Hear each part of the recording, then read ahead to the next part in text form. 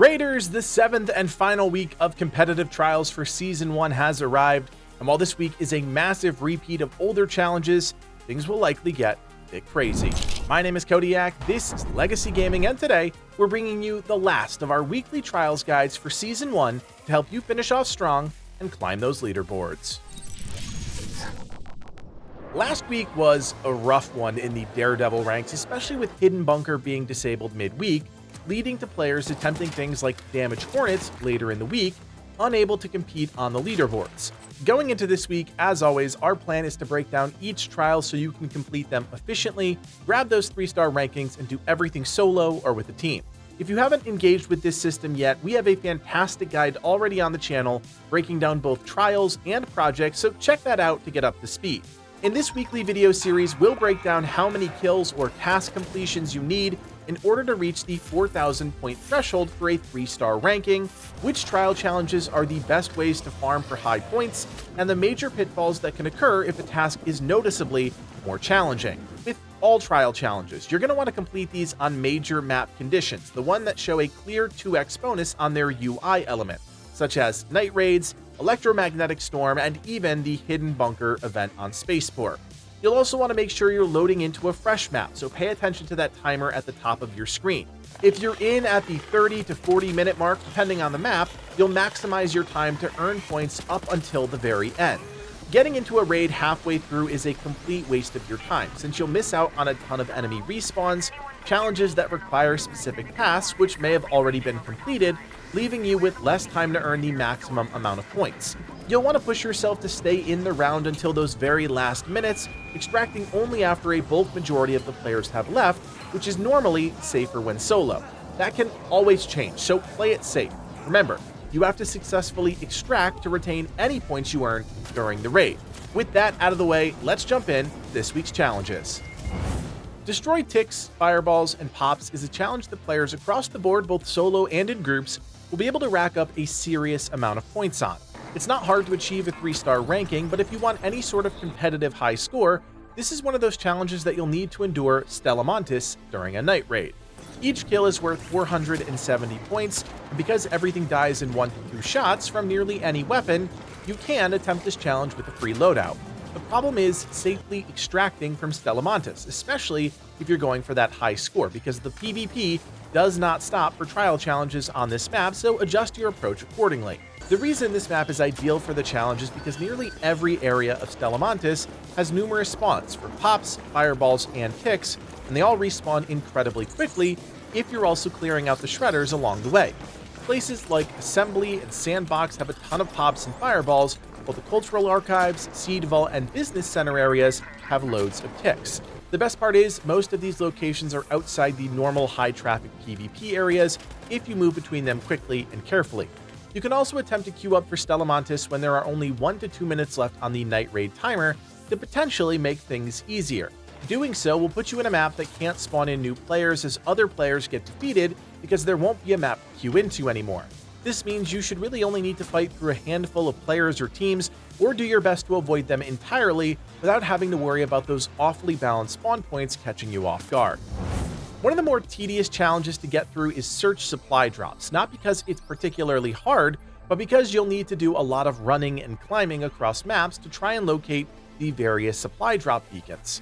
The good news is you don't need to be the one to call in the supply drop, you just need to search the pod that actually drops. That means you can either be the one proactively calling these in, or following closely behind someone else that's doing it for you, avoiding most of that risk. Each supply drop will award you 1,600 points, meaning it should only take you 3 supply pods if you're going for your 3-star rating.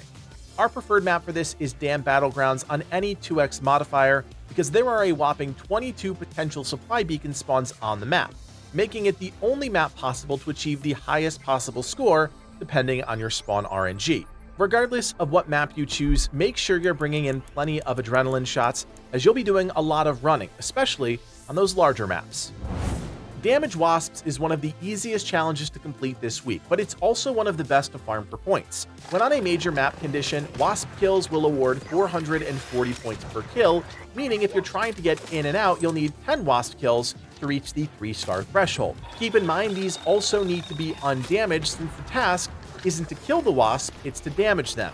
You have a couple different ways you can go about doing this depending on the map. The most common option is to pick an elevated location on the outskirt of a map that you can only reach by zipline. The trench towers on Spaceport, especially during Hidden Bunker if it's active, is easily one of the best, since you can trap your zipline and sit on top and easily snipe the numerous wasps that populate the area every time they respawn. The other option, which does make you a bit of a target, is an established method to accumulate the most points.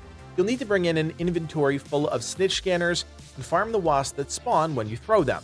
You're really only limited by the amount of scanners that you can bring in and how long you can safely survive the eyes of other players. This method is a surefire way to earn at least 30 to 40,000 points per inventory of scanners without taking into account any of the other wasps patrolling around the map.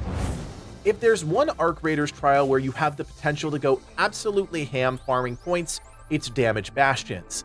These are the tankiest enemies in the game apart from the Queen, but Bastions can respawn throughout a match. Better still, every time an elite enemy is killed in an area, the Bastion has a chance to immediately respawn to fill that elite enemy void. If you can solo kill a Bastion, you'll earn a massive 4,500 points, enough to complete your 3 stars instantly. However, because this is a Damage Bastions trial, you need to be the one to fully damage and kill it yourself, and there's some things you should know to accomplish that. First is to use wolf packs. If you use these correctly, meaning no other enemies are nearby, and you toss the grenade above the target's head, 2 to 3 of these will kill the Bastion. This is by far the fastest method that exposes you to the least amount of risk. We like to run a hull cracker at the same time, and takes roughly 2 wolf packs and 5 hull cracker shots to finish the job. If you're brave enough, you can quickly kill the Bastion, loot it for parts, and then move out of the area before other players converge. The second option is to bring blaze grenades in either a hull cracker or a Jupiter while you nestle yourself somewhere secluded and easily defensible. Tossing 2 to 3 blaze grenades on the Bastion followed by a couple of hull crackers or Jupiter shots will do the trick, but it's a lot more noise for a longer duration of time. Spaceport tends to have multiple Bastion spawns, especially during Hidden Bunker if it's active, and if RNG is on your side, you should be able to kill 4 or 5 of these during a match. Dam battlegrounds during night raids also tend to have one on the eastern side of the dam, one down by Hydroponic Dome Complex, and if you kill the Bombardier on the western side of the dam, there's a chance a Bastion respawns in that location. It's easy to be elusive on this map during the nighttime, which is why we prefer it, especially when doing trial solo. One of the more difficult trial challenges, Damage Queens or Matriarchs presents you with a few different options. Tackling this solo is going to require you come with enough firepower to damage these powerful arcs, and while I recommend the Matriarch for a slightly easier experience, it works with either enemy. As a solo player, your goal is to deal as much damage in a short amount of time as possible. Since the challenge is about damage, you only get points based on how much you, as an individual, deal to the boss. If other solo players are damaging the Queen or Matriarch, they're stealing points you otherwise would have for yourself. Now, as a group, you're aiming to burst either of these enemies down as fast as possible so that other teams don't have the chance to deal damage and take points away from you. That means getting lucky on your spawns and coming prepared with enough wolf packs and hull cracker rounds to blitz the boss until they're dead. After some of the hull cracker nerfs, it's become clear that the Jupiter seems to output the most amount of damage for the least amount of resources, so definitely consider that option if it's open to you.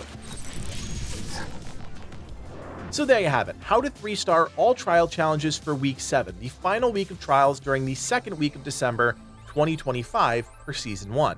As always, if you appreciate the work that goes into making these guides, do me a solid, hit that thumbs up and consider subscribing. We'll have more Arc Raiders content in your feed soon, so keep it right here and never miss a thing. My name is Kodiak, and from everyone here at Legacy Gaming, thanks for watching and play on.